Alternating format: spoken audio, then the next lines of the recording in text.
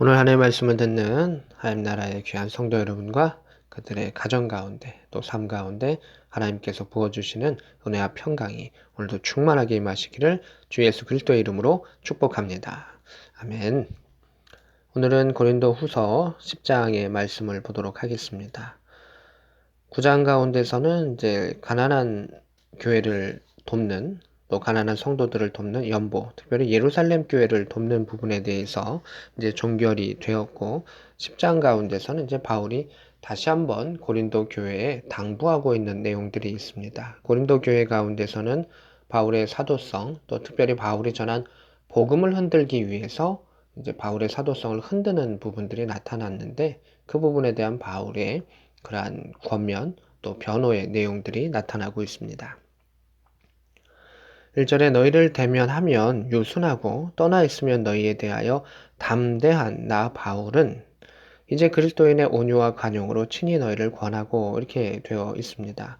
이 내용은 이제 복합적인 의미를 가지고 있습니다. 왜냐하면 이 거짓 선지자들이 들어와서 바울에 대해서 이렇게 여러 가지 비방하는 내용들에 대한 것들이 들려왔고 그 얘기에 대한 내용들일 수도 있고 또 바울도 스스로 바라보면서 고린도 교회에 대해선 자신이 대면하고 말했을 때 참 부드럽게 대했었는데 떠나갔을 때는 그들에게 그 거짓 선지자들이 있었기 때문에 고린도 교회를 향한 그 편지 가운데 용맹하고 담대하게 편지를 적을 수밖에 없었던 그 상황들을 말하고 있습니다. 이제 그리스도의 온유와 관용으로 친히 너희를 권하고, 권면의 핵심은 온유와 관용입니다. 우리가 어떤 것을 고쳐 나가야 될 그런 상황들이 있고 또 서로 가운데 어려움들이 있을 수가 있습니다. 적에 대해서는 용맹하게 나가야 하지만 아군들에 대해서는 이 바울이 말하는 것처럼 그리스도의 온유와 관용으로 권해야 한다라고 하는 것입니다. 사람의 온유와 관용은 한계가 있기 때문에 그리스도의 온유와 관용이라고 하는 단어를 쓰게 됩니다.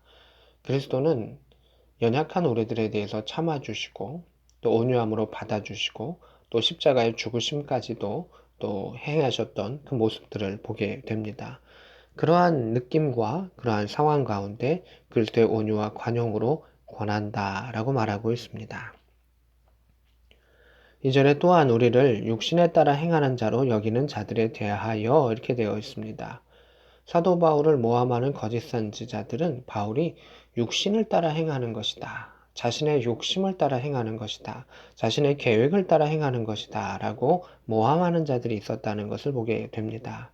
그래서 내가 담대히 대하는 것 같이 너희와 함께 있을 때에 나로 하여금 이 담대한 태도로 대하지 않게 하기를 구하노라. 이게 무엇이냐면 거짓 선지자들에 대한 내가 강경하게 대할 것이다.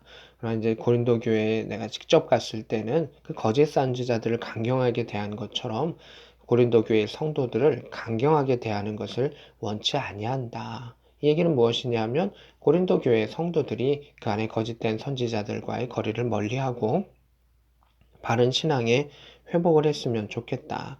교회 안에 이제 갈등과 분란들이 더 온전히 회복됐으면 좋겠다라고 하는 것을 보게 됩니다. 이제 고린도 후서 가운데서는 어느 정도 이제 교회 공동체가 다시금 이제 마무리가 되고 또 함께 가는 모습들은 있지만 그래도 염려하는 바울의 모습들이 나타납니다. 4절에 우리의 싸우는 무기는 육신에 속한 것이 아니다. 오직 어떠한 견고한 진도 무너뜨리는 하나님의 능력이라 모든 인원을 무너뜨린다 라고 말하고 있습니다.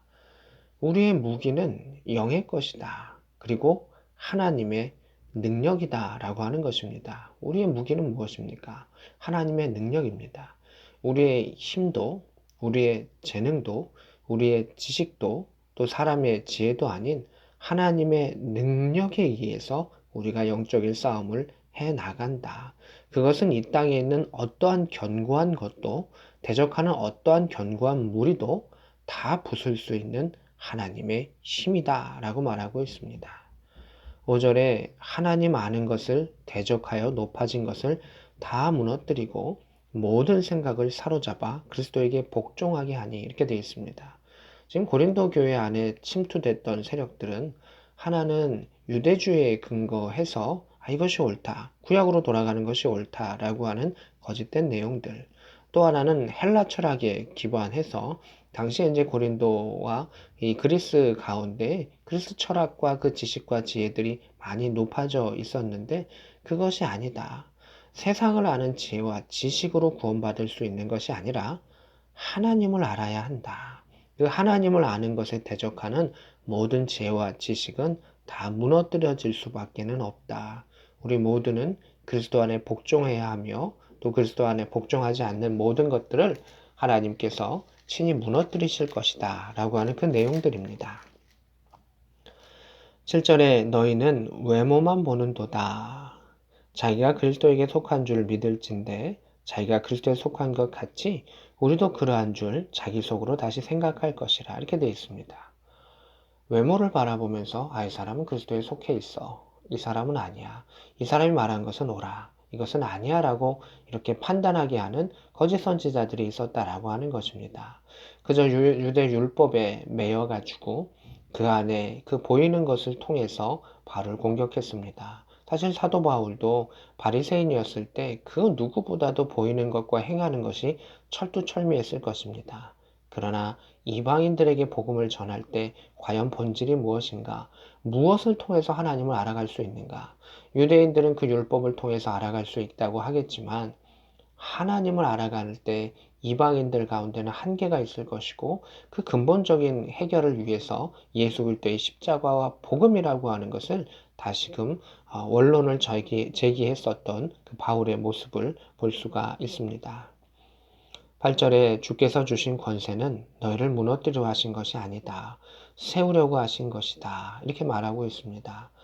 사도 바울이 말하는 겁니다. 하나님께서 내게 권세를 주신 것은 양들을 무너뜨리라고 또 양들을 엄히 대하라고 나에게 주신 것이 아니다. 오히려 주의 몸된 교회를 세우고 그 양들을 건강하게 하는 것이 하나님께서 내게 주신 권세다라고 하는 것입니다. 사도라고 하는 그 권세 가운데 이 악한 영들이 거짓 사도들이 도전을 해오고 또 교인들 가운데서도 거기에 이제 흔들리고 응하는 사람들이 있었던 것입니다. 그래서 바울이 하나님의 능력으로 또는 하나님께서 주신 사도의 권세로 그들을 벌하고 또 꾸중하고 하는 것이 아니라 그러한 모든 것에서 다시금 하나님의 품으로 복음의 역사로 돌아오기를 바란다라는 그 권면의 내용들이 계속되고 있는 것입니다. 10절에 그들의 말이 그의 편지들은 무게가 있고 힘이 있으나 그가 몸으로 대할 때는 약하고 그 말도 시원하지 않다 하니 바울을 대적하는 사람들이 이런 소리도 했던 것입니다. 편지, 고린도 전서도 그렇고 눈물로 썼은 편지, 두 번째 편지도 그렇고 또 다른 서신도 있었을 것입니다. 근데 그러한 서신들은 글을 참 논리적으로 잘 썼고 힘이 있다. 그런데 그를 직접 대해봐라. 또 그의 말을 들어봐라. 시원치 않지 않냐 라고 이야기를 한다는 것입니다. 근데 바울의 변호는 그러한 것입니다. 겉의 외모로 사람을 판단하지 말아라. 또한 내가 성도들을 대할 때는 온유함과 관용으로 대했던 것을 기억하라 라고 말하는 것입니다. 그래서 바울은 자기 자신을 칭찬하고 자신을 드러내려고 했던 자가 아니라 하나님만이 또 하나님의 행하심만이 또 예수 그리스도만이 그 영광 가운데 나타나시기를 원하고 행했다라고 하는 것을 보게 됩니다. 12절에 우리는 자기를 칭찬하는 어떤 자와 더불어 감히 짝하며 비교할 수 없노라. 거짓 선지자들 중에 악한 자들 중에는 자기를 칭찬하며 포장하는 겁니다. 사람들 중에서 자기를 칭찬하며 포장하는 사람들 중에는 사기꾼들이 많은 겁니다. 왜냐하면 자기가 거짓되기 때문에 자기를 그렇게 거짓으로 포장하는 것이죠.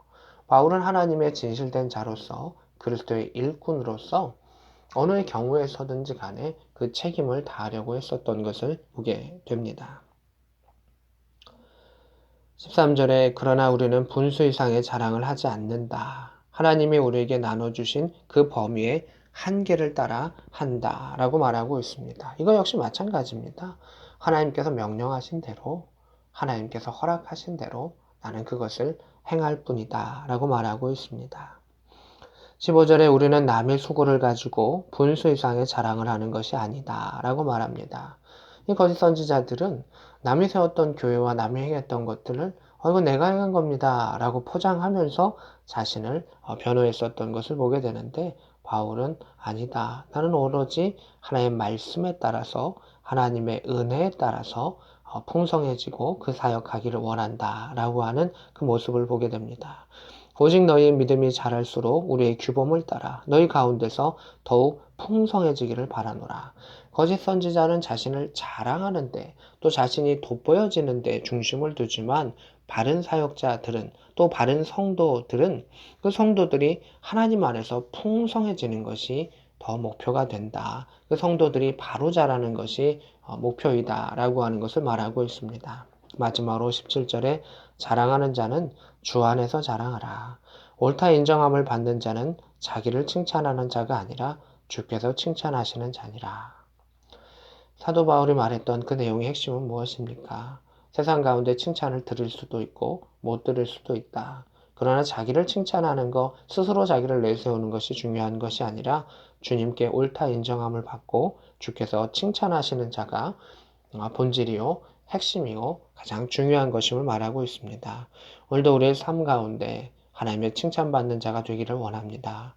우리의 행동 가운데 하나님의 옳다 인정함 받는 자가 되기를 원합니다. 이 모든 것을 위해서 우리는 하나님을 알아가기를 원하고, 바르게 알아감을 통해서 하나님의 능력을 이 땅 가운데 행하며 나아갈 수 있는 복된 저와 여러분 될 수 있기를 우리 구주 예수 그리스도의 이름으로 축복합니다. 아멘.